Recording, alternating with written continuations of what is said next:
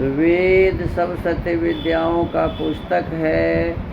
वेद का पढ़ना पढ़ाना और सुनना सुनाना सब आर्यों का परम धर्म है। ओम स्तुता मया वरदा वेद माता प्रचोदयन्तां पावमानि द्विजानाम् आयोः प्राणं प्रजां पशुं कीर्तिं द्रविणं ब्रह्मवर्चसं मह्यं दत्त्वा व्रजत ब्रह्मलोकम्। इदानीं वेदपाठो भविष्यति। अद्य ऋग्वेदस्य द्वितीयं मण्डलस्य षट्त्रिंशं सूक्तस्य पाठो भविष्यति। पाठमान मंत्रस्य तुभ्यं हिन्वानो वसिष्ठ इत्येतानि प्रथमानि पदानि सन्ति। अब वेद पाठ होगा। आज ऋग्वेद के दूसरे मंडल के 36वें सूक्त का पाठ किया जाएगा। पाठ किए जाने वाले मंत्र के तुभ्यं हिन्वानो वसिष्ठ ये प्रारंभिक पद हैं। इस सूक्त के ऋषि हैं ग्रीष्मदः देवता इंद्रो मधुश्च मरुतो माधवश्च त्वष्टा शुक्रश्च अग्निः शुचिश्च इंद्रो नभश्च मित्रा वरुणो नभस्यश्च। छंद है 1-4 का स्वराट श्लोक, 2-3 का जगती, 5-6 का भरिक्त श्लोक। स्वर है 1 और 4 से 6 देवता, 2 और 3 का निषादः। ओम तुभ्यं हिन्वानो वसिष्ठगा अपोधुक्षन् सीमविभिरद्रिमिभिर्नरः पिबेन्द्र स्वाहा प्रहुतं वसत्कृतं होत्रादा सोमं प्रथमो य ईशिषे। ओम यज्ञै संमिश्लाः पृषतिभिर्रिष्टिभिर्यामच्छु भ्रासो अंजिषु प्रिया उत आसद्या बर्हिर्भरतस्य सूनवः होत्रादा सोमं पिबता दिवो नरः। ओम अमेव नः सोहवा आहि गन्तना निबर्हिषि सदतना रनिष्टन अथा मंदस्वजुषु जुजुषानो अंधसस्त्वष्टर्देवेभिर्जनिभिः सुमद्गणः।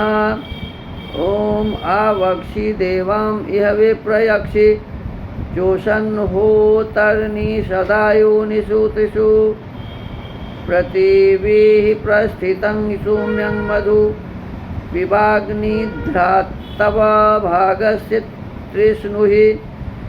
ओम एषस्य ते तन्वो निम्नवर्धनः सह ओजः प्रदिवि बाहुर्हितः।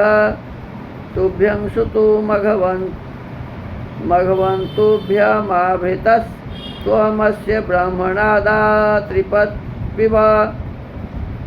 ओम जुषेथं यज्ञं बोधतं हवस्य मे सत्तो होता निविदः पूर्व्या अनु अच्छा राजाना नमः एत्यावृतं प्रशास्त्रादा पिबतं सौम्यं मधु इति वेदपाठः। अथ वेदस्वाध्यायः। इदानीं वेदस्वाध्यायो भविष्यति। अद्य यजुर्वेदस्य सप्तमोऽध्यायस्य 18 मन्त्रस्य स्वाध्यायो भविष्यति। स्वाध्यायमान मंत्रस्य सुप्रजाः प्रजाः प्रजनयन् इत्येतानि प्रथमानि पदानि सन्ति। अब वेद स्वाध्याय होगा। आज यजुर्वेद के 7वें अध्याय के 18वें मंत्र का स्वाध्याय किया जाएगा। स्वाध्याय किए जाने वाले मंत्र के सुप्रजाः प्रजाः प्रजनयन् ये प्रारंभिक पद हैं। इस सूक्त के ऋषि हैं, इस मंत्र के ऋषि हैं सुप्रजा इत्यस्य वत्सारः काश्यप ऋषि, प्रजापतिर्देवता, निचेत्र स्तुप छंदः दैवतः स्वरः, मंथिनोधिष्ठान इत्यस्य प्राजापत्या गायत्री छंदः सर्जः स्वरः। न्यायाधीशेन प्रजापति कथं वर्तितव्यमित्युपदिश्यते। न्यायाधीश को प्रजाजनों के प्रति कैसे वर्तना चाहिए, यह अगले मंत्र में कहा है। ओम सुप्रजाः प्रजाः प्रजनयन् परिह्यभिरायस्पोषेण यजमानं संजग्मानो दिवा पृथिव्या मंथि मंथि शोचिषा निरस्तो मर्को मंथिनोधिष्ठानमसि।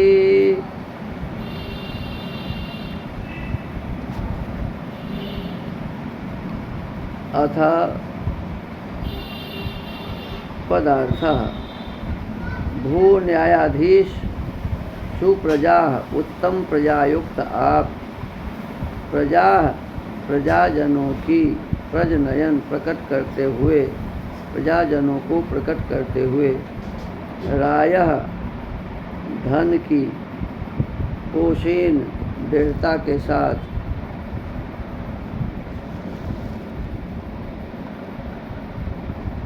सहमानम यज्ञादि अच्छे कर्मों के करने वाले पुरुष को अभी परि ही सर्वथा मन की वृद्धि से युक्त कीजिए।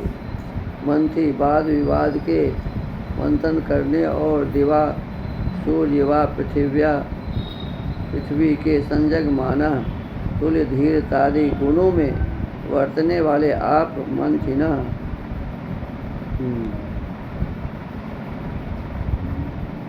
सद विवेचन करने योग्य गुणों के अधिष्ठानम आधार के समान असी हो। इस कारण तुम्हारी मंत्र सोचिसा सूर्य की दीप्ति के समान न्याय दीप्ति से मरकर मृत्यु देने वाला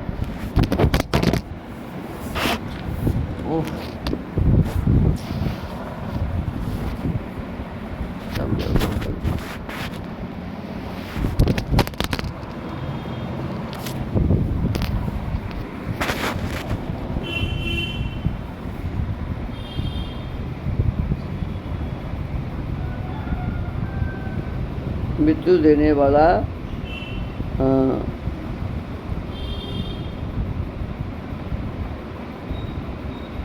सन्यासी निरस्तः पवित्र हो गए।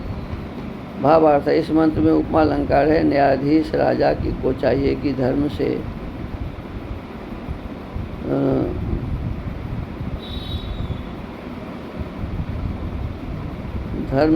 यज्ञ करने वाले सत्पुरुष पुरोहित के समान प्रजा का निरंतर पालन करे। तो विशेष रूप से प्रजा के पालन करने के लिए राजा को कहा है। जैसे न्यायाधीश न्याय करता है, इस प्रकार न्याय पूर्वक अपने सत्पुरुष पुरोहित आदि जो प्रजा हैं तो उन सब का वो धर्म पूर्वक पालन करे। तो आज के इस वेद स्वाध्याय को यहीं विराम देते हैं। ओम। महर्षि दयानंद सरस्वती जी ने सत्यार्थ प्रकाश की रचना की है और इस सत्यार्थ प्रकाश के छठे समोल्लास का हम सभी स्वाध्याय कर रहे हैं। छठा समोल्लास में एक विशेष बातें बताई हुई है कि राजा के भीतर काम से उत्पन्न 10 व्यसन और क्रोध से उत्पन्न 8 व्यसन नहीं होने चाहिए। केवल राजा ही नहीं, जितने भी अधिकारी गण हैं। और नियम तो यह है कि मनुष्य मात्र के भीतर में ये दुर्गुण नहीं होने चाहिए। तो उसमें जैसे बताया कि काम से उत्पन्न जो दुर्गुण है तो एक है मृगिया खेलना, अर्थात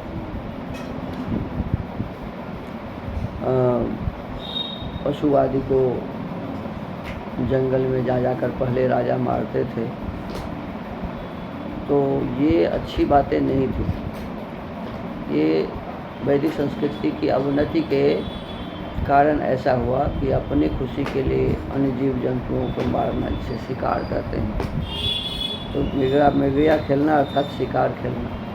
फिर दूसरी बात कहा कि जुआ खेलना, ये ताश खेलना, चौपड़ खेलना, ये सभी जुआ ही है, तो इसको नहीं खेलना चाहिए। फिर कहा कि दिन में नहीं सोना चाहिए। जो खास करके समाज सुधारक व्यक्ति है, समाज को आगे बढ़ाने वाले हैं, जिस पर समाज का भार है, ऐसे व्यक्ति को तो कभी भी दिन में नहीं सोना चाहिए। फिर कहते हैं कि काम कथा वो दूसरे की निंदा नहीं करनी चाहिए, स्त्रियों का संग नहीं करना चाहिए, मादक द्रव्यों का सेवन नहीं करना चाहिए, जैसे मद्य, अफीम, भांग, गांजा, चरस आदि का सेवन, गाना बजाना, नाच। फिर कहा कि गाना बजाना ये नहीं करना चाहिए, नाचना नचाना नहीं करना चाहिए, और नाच देखना और दिखाना भी नहीं चाहिए, वृथा इधर उधर घूमना फिरना नहीं चाहिए। ये 10 काम से उत्पन्न व्यसन है। फिर क्रोध से उत्पन्न व्यसन में गिनाते हैं कि चुगली करना, पैशून्य, फिर बलात्कार करना, फिर द्रोह करना, ईर्ष्या करना,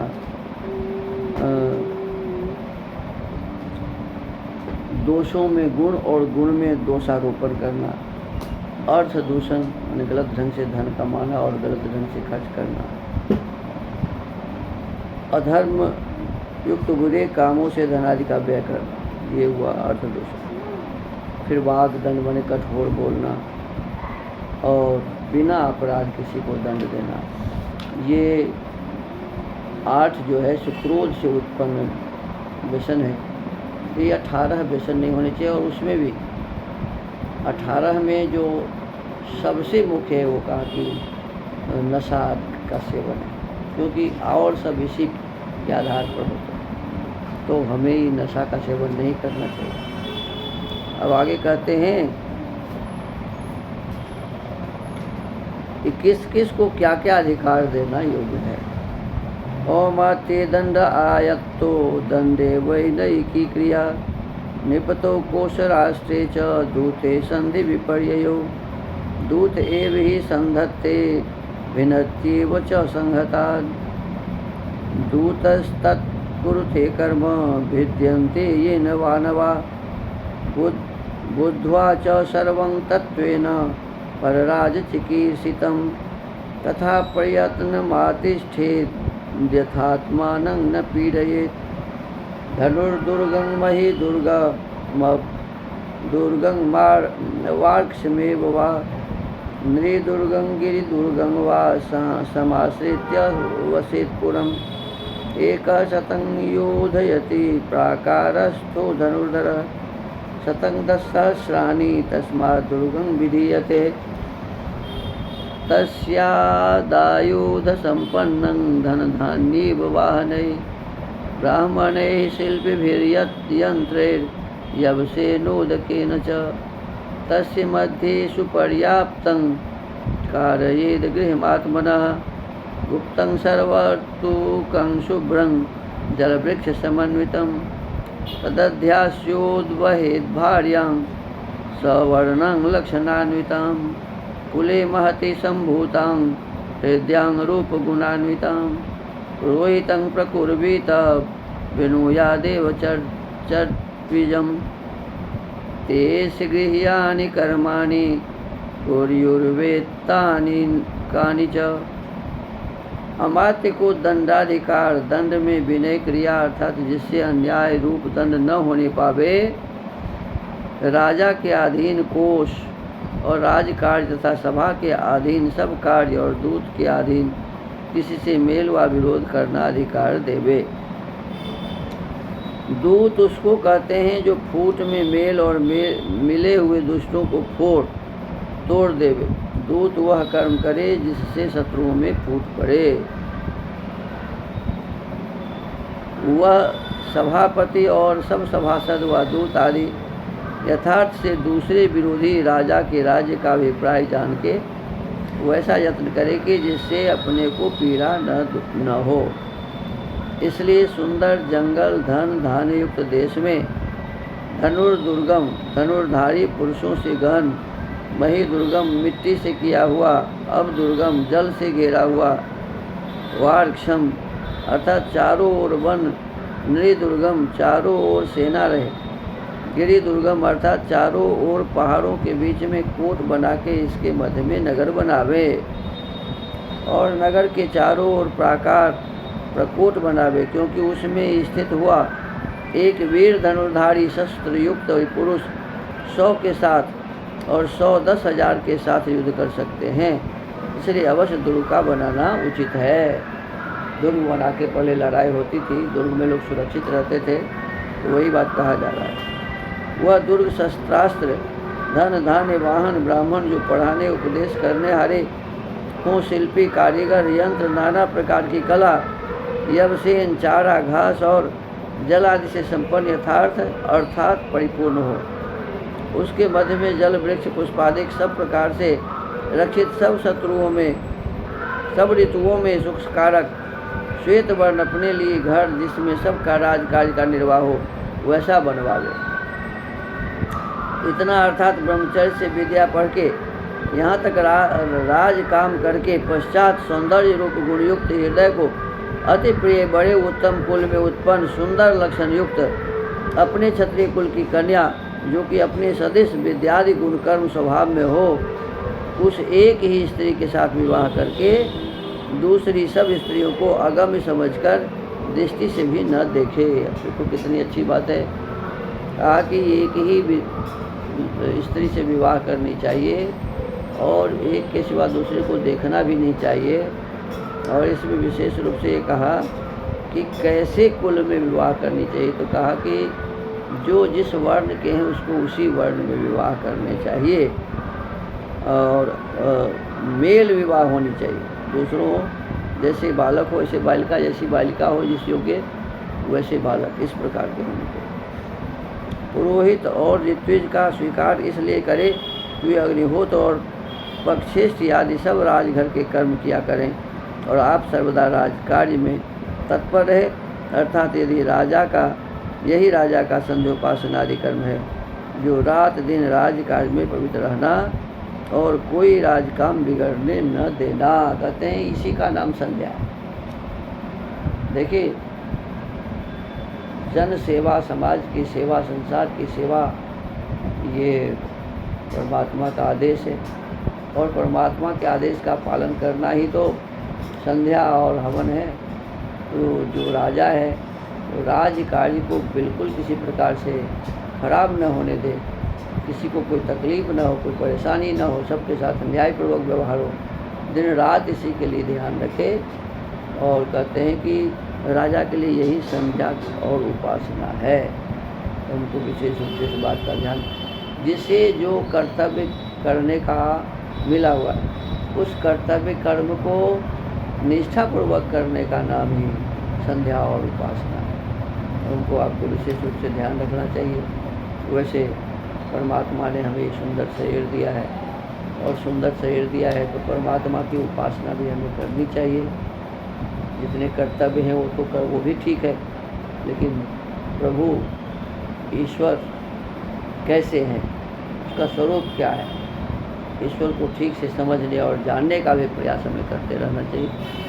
तो इससे हमारे आपके ये मानव जीवन सफल बनेंगे। तो इसी के साथ आज के इस सत्यार्थ प्रकाश के स्वाध्याय को यहीं विराम देते हैं। और महर्षि वाल्मीकि जी ने रामायण की रचना की है, और इस वाल्मीकि रामायण के अयोध्या कांड का हम सभी स्वाध्याय कर रहे हैं। अयोध्या कांड का ये प्रथम सर्ग है, और प्रथम सर्ग के आज 11वें श्लोक से हम स्वाध्याय करेंगे। कहा, कदाचिदुपकोरण कृतेनैकेन तृप्यति नो स्मरत्यपकाराणां शतमप्यात्मवत्तया। कभी कोई एक बार भी उपकार कर देता तो वे उसके उस एक ही उपकार से सदा संतुष्ट रहते थे, और मन को वश में रखने के कारण किसी के सैकड़ों अपराध करने पर भी उसके अपराधों को याद नहीं रखते थे। ये भगवान राम के बारे में जो बताया गया है कि जब भरत जी शत्रुघ्न जी के साथ चले गए थे मामा गाँव, और यहाँ पिताजी और माता जी की सेवा में भगवान राम थे। तो पिताजी के जो करणीय कर्तव्य थे राज्य का पालन, उसमें अब ये हाथ बटाने लगे थे और जनसाधारण इनके कार्य कुशलता से बहुत ही प्रसन्न रहते थे। तो इसी के संबंध में बता रहे हैं कि यदि कोई सैकड़ों गलती भी कर देता था अपराध, तो अपराधों को याद नहीं रखते थे। शील वृद्धैर्ज्ञान वृद्धैर् वयोवृद्धैश्च सज्जनैः कथयन्नास्तवै नित्यमस्त्रयोग्यान्यरेष्वपि। अस्त्र शस्त्रों के अभ्यास के लिए उपयुक्त समय में भी बीच बीच में अवसर निकालकर वे उत्तम चरित्र में, ज्ञान में तथा अवस्था में बढ़े चढ़े सत्पुरुषों के साथ ही सदा बातचीत करते और उनसे शिक्षा लेते थे। बुद्धिमान मधुराभाषी पूर्वभाषी प्रियंवदः वीर्यवान च वीर्येन महता स्वेन विस्मितः। वे बड़े बुद्धिमान थे और सदा मीठे वचन बोलते थे। अपने पास आए हुए मनुष्यों से पहले स्वयं ही बात करते और ऐसी बातें मुंह से निकालते जो उन्हें प्रिय लगे। बल और पराक्रम से संपन्न होने पर भी अपने महान पराक्रम के कारण उन्हें कभी गर्व नहीं होता था। न चानृत कथो विद्वान वृद्धानां प्रतिपूजकः अनुरक्तः प्रजाभिश्च प्रजाश्चाप्य अनुरज्यते। झूठी बात तो उनके मुख से कभी निकलती ही नहीं थी। देखो यही है श्री राम। कहते हैं कि झूठी बात तो उनके मुख से कभी निकलती ही नहीं थी। और दुर्भाग्य से आज अंशतः राम के जो भजन करने वाले हैं, उनके गुण के गाने वाले हैं, सीताराम सीताराम करने वाले हैं, अंशतः लोग झूठ बोलते हैं। कहते हैं झूठी बात तो उनके मुख से कभी निकलती ही नहीं थी। तो इसलिए प्रत्येक राम भक्त को ये चाहिए कि वे अपने आप पर अधिकार करें और अपने वाणी से झूठ न निकालें। वे विद्वान थे और सदा वृद्ध पुरुषों का सम्मान किया करते थे। प्रजा का श्री राम के प्रति और श्री राम का प्रजा के प्रति बड़ा अनुराग था। सानुक्रोशोजित क्रोधो ब्राह्मण प्रतिपूजकः दीनानुकंपी धर्मज्ञो नित्यं प्रग्रहवान शुचि। वे परम दयालु, क्रोध को जीतने वाले और ब्राह्मणों के पुजारी थे। उनके मन में दीन दुखियों के प्रति बड़ी दया थी। वे धर्म के रहस्य को जानने वाले, इंद्रियों को सदा वश में रखने वाले और बाहर भीतर से परम पवित्र थे। कुलोचित मते क्षात्रं स्वधर्मं बहु मन्यते परया प्रीत्या महत् स्वर्ग फलं ततः। अपने कुलोचित आचार, दया, उदारता और शरणागत रक्षा आदि में ही उनका मन लगता था। वे अपने क्षत्रिय धर्म को अधिक महत्व देते और मानते थे। वे उस क्षत्रिय धर्म के पालन से महान स्वर्ग, परम धाम की प्राप्ति मानते थे। अतः बड़ी प्रसन्नता के साथ उसमें संलग्न रहते थे।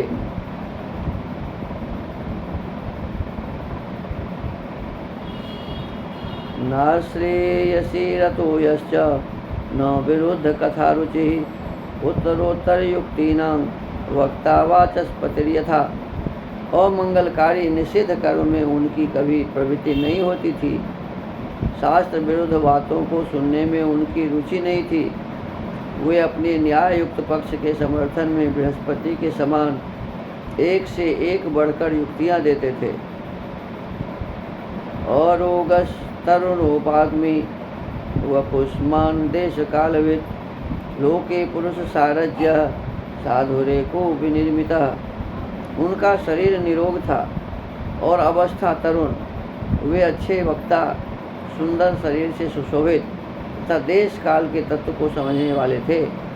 उन्हें देखकर ऐसा जान पड़ता था कि विधाता ने संसार में समस्त पुरुषों के सार तत्व को समझने वाले साधु पुरुष के रूप में एकमात्र श्री राम को ही प्रकट किया है।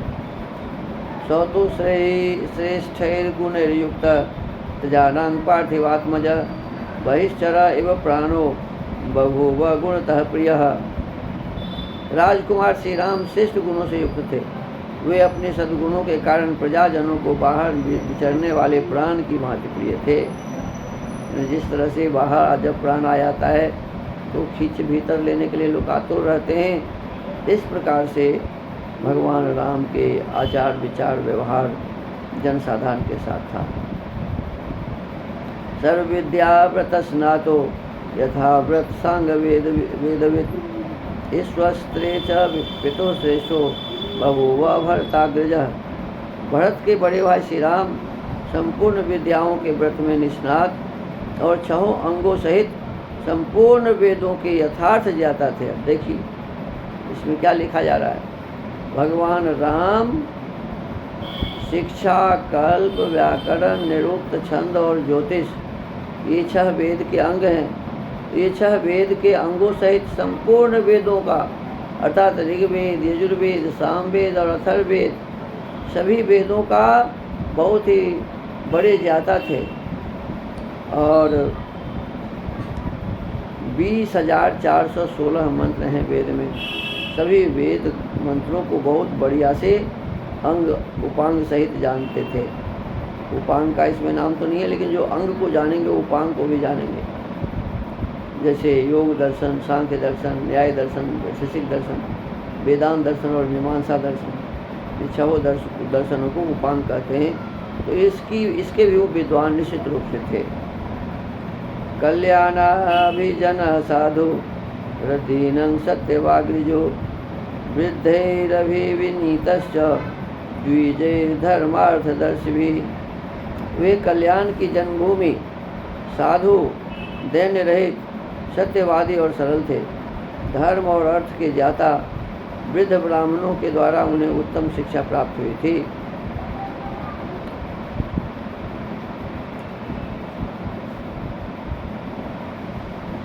धर्म कामार्थ तत्वज्ञ स्मृतिमान प्रतिभानवान लौकिके समयाचारे कृतकल्पो विशारदः। उन्हें धर्म, काम और अर्थ के तत्व का सम्यक ज्ञान था। वे स्मरण शक्ति से संपन्न और प्रतिभाशाली थे। वे लोक व्यवहार के संपादन में समर्थ और समयोचित धर्माचरण में कुशल थे। निवृत संवृताकारो गुप्त मंत्र सहायवान अमोह क्रोध हर्षश्च त्याग संयम कालविद। अब आज के इस महर्षि वाल्मीकि जी द्वारा रचित रामायण के स्वाध्याय को यहीं विराम देते हैं। 22 श्लोक तक का अर्थ हम करने जाना है। 23वें श्लोक से अब कल स्वाध्याय प्रारंभ करेंगे। तो आज के इस वाल्मीकि रामायण के स्वाध्याय को यहीं विराम देते हैं। ओम